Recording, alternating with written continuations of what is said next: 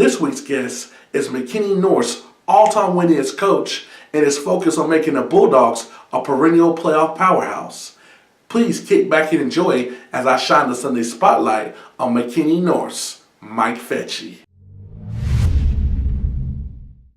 Coach Fecci, how big of a deal was it to play your two best games of the season when you absolutely needed it against Little Elm and Frisco Centennial? That was huge. I felt like we peaked at the right time in the year, and that's critical. When you peak is very important, and for us to play our best games when we had to play them and be at our best at that time was a tribute to our kids. I mean, it was giant to go over to Little Elm and to win that game and then to turn right around the very next week and beat a team in Centennial in the first round.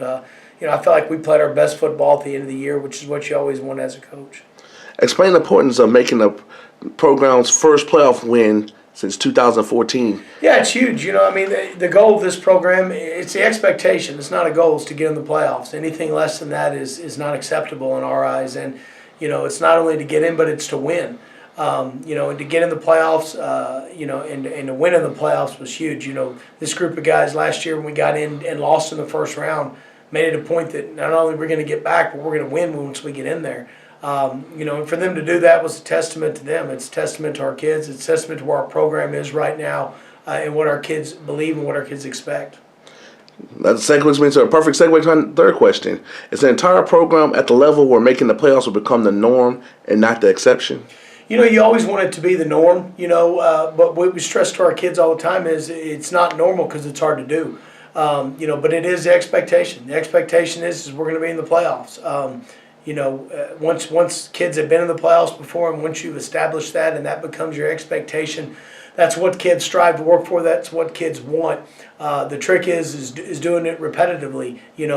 Getting in is one thing, but to do it year after year is something different because, each group's different. Each group has to understand that it takes a lot of hard work, it takes a lot of dedication, it takes a lot of effort to get yourself back in there because not everybody gets in. And so, for us to get in 2 years in a row now, is great, and it's where we want to be and it's where we expect to be. What will you do to replace one of the most successful senior classes that's come through here over the last decade? I tell you, this is a great senior class, great, kind of a blue-collar group, It's going to be tough, as it is every year. Every year we lose our seniors, and each group leaves a mark on the program, leaves a legacy, and what you hope that they do is they raise the bar for the group behind them. And that group did this. This group that we had this year raised the bar from the group last year, and now it's a challenge for those up-and-coming guys to raise it again. And that's how you consistently build things. That's how you build a culture. That's how you build a program that has the expectations that you want everybody to have. And so it's a great class. I'm going to miss them. A lot of great kids in that group, and a lot of kids, you spend 4 years with these guys, and then to think about where they're going in the future excites us, but we're going to miss them for sure. What are some of the things you plan to improve upon in spring ball to get ready for next season? Well, we got a lot of holes to fill. We got to go find some players. We feel like we have some good pieces in place coming back, but at the same time, we got some spots to fill.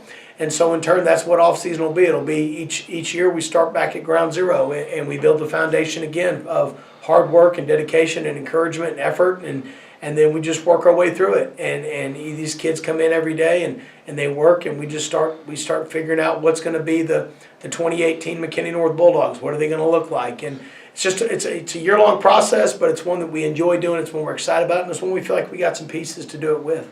How excited are you to play games at the new MISD Stadium that's got everybody talking about this stadium all across the nation? It's going to be great. You drive by it. I drive by it all the time, and it just amazes me how nice it is and how fast it's going up. And it's going to be a first-class organization, our first-class facility for a great district. It's going to be the crown jewel of the city, and it's going to be something that our kids are going to just be in awe of the first time they get to walk in there and see it. It's going to be tremendous. It's phenomenal that we're getting it, and we're really excited to get a chance to play in there. What adjustments, if any, does the program need to make to be successful once y'all permanently move to 6A in 2020? Yeah, there's a lot of things that go with moving into 6A.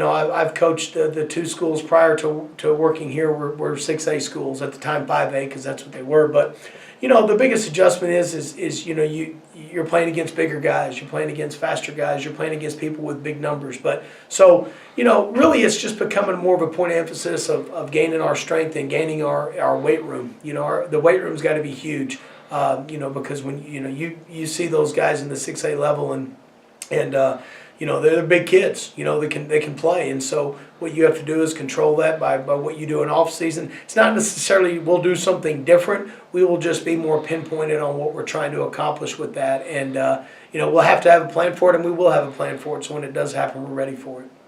How big a deal for the program would it be if Ronald Jones comes out and is drafted very high in the NFL draft this spring here in Dallas? Yeah, it'd be awesome. It would be tremendous. We're so proud of Ronald, as we are of all the guys that are doing great things out after they played here. But what a tremendous talent, what a tremendous young man. I get calls lots of times from different newspapers across the country or magazines that want to do feature stories on him, and it's funny, they all say the same thing about him is coach, is he really that humble? Is he really that? And he is. That's one thing about Ronald is Ronald is a very humble young man, and he's having a great year again this year. I'm really excited, that he's gonna get to play the bowl game against Ohio State, and anxious to see what he does there. And then anxious to see where he goes from there. If he chooses to come out. I'm glad for him. If he chooses to stay his senior year, I'll be happy for him there too. We're just proud of him. It'd be awesome to say, for these kids in this program to look up and say, hey, there's an NFL guy that played here. That'd be great, and Lord willing, it'll happen. But at the same time, we're just really proud of him and all of our guys that are playing college football.